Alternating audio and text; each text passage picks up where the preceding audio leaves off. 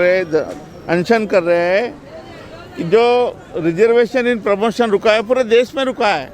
ये जो हम अनशन कर रहे हैं ये मंत्रालय, railway department, income tax department, सारे डिपार्टमेंट को ये लागू है। और पूरे देश में 1 करोड़ से ऊपर जो कर्मचारी अधिकारी है उनको अननेसेसरी तकलीफ दी जा रही है। बाबा साहब अम्बेडकर ने जो संविधान लिखा है उस संविधान मानने के लिए सरकार तैयार नहीं है, ऐसी स्थिति बन गई है और मनमानी चल रही है। दूसरा हमने मांगा है जो ओबीसी का सब कैटेगराइजेशन है, 27% रिजर्वेशन है जो ओबीसी को दिया गया है पूरे देश में, उसको सब कैटेगराइज करना चाहिए।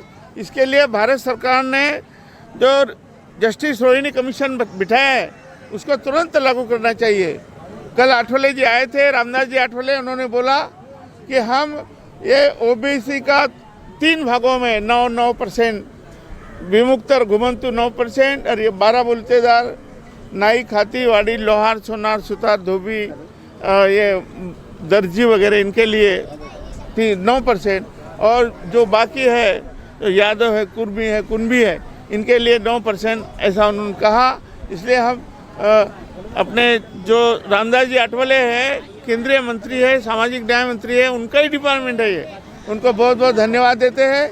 और अभी हम मंत्रालय से हमें जो इन्फॉर्मेशन आई है, वडेट्टीवार साहब जो है वो उन्होंने कहा है कि अभी हम सीएम से बात किए हैं, तुम्हारी मांगे हमने सीएम के पास रखा। डिप्टी सीएम जो है उनका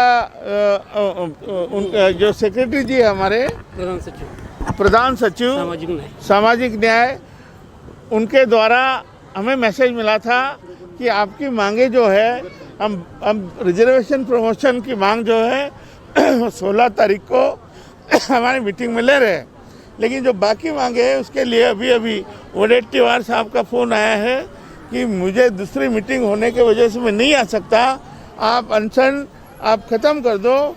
हम जो है ये 2-3 दिन में, क्योंकि आज दोपहर में आज मीटिंग हुई है 12:30 बजे सीएम के पास और हमारी मांगे वहाँ डिस्कस हुई है सारी, 2-4 दिन में एक करके सारे डिक्लेयर हो जाएंगे। तो हम इसके लिए बहुत धन्यवाद देते हैं मंत्री जी को। 16 तारीख तक हम देखेंगे, 16 दिसंबर हमें टाइम दिया है, तो उसके बाद हम हमारा आंदोलन कड़ा कर देंगे। तो आप कहाँ महामारी में जब शुरू में लॉकडाउन हुआ था तो कम से कम हम 2 लाख लोगों को खाना दिया है, कम से कम 2 लाख लोगों को रेगुलर। हमने ट्रेन चलाई, हमने गाड़ियाँ बुक करके, हमारा ये प्रचार नहीं हुआ, हमें नहीं चाहिए वो, लेकिन हमने बहुत काम किया है। गरीबों तक खाना पहुंचाने का काम किया, उनको घर तक पहुंचाने का काम किया और बहुत पूरे देश में यहाँ के वहाँ कोई आंध्र से फ़ोन आ रहा था, कोई मध्य प्रदेश से फ़ोन आया, कोई तमिलनाडु से फ़ोन आया।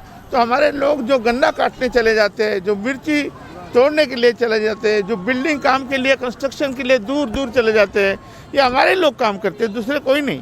तो ये सब फंस गए थे जहाँ वहाँ लॉकडाउन जब शुरू में हुआ और जो डर पैदा हो गया कि अब लोग मर जाएंगे, अब अपने आपस के लोग मिलेंगे नहीं मिलेंगे, अपने माँ बाप के पास, अपने भाई, अपने बहन के पास जाके मरना चाहिए, एक ऐसा माहौल बन गया था पूरे देश में कि यहाँ हम इतने दूर आए हैं, यहाँ मर जाएंगे तो हमें कौन उठाएगा, कौन देखेगा।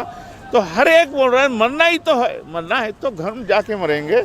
ये जो भावना पैदा हुई लोगों के बीच में, तो गरीब लोग उनके पास पैसा नहीं था, ऐसे लोगों को जिनको खाना नहीं मिला, कुछ लोग भूखे सोए, उनको हमने रोटी दिया, खाना दिया और जाने की व्यवस्था भी करवाई।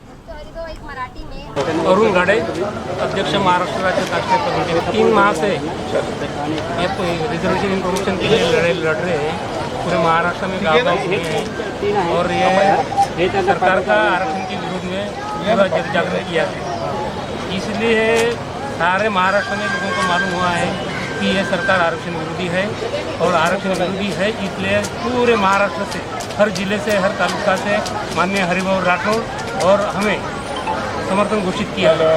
इसी के वजह से आज सरकार ने यानी माननीय उप मुख्यमंत्री इन्होंने उनका कॉन्फिडेंस लिया और प्रधान सचिव साहब को निर्देश दिए कि जो हमारी जो मांगे हैं उसका आप बताइए और 16 तारीख को बैठक लेके ये पूरा मामला हल कर देंगे।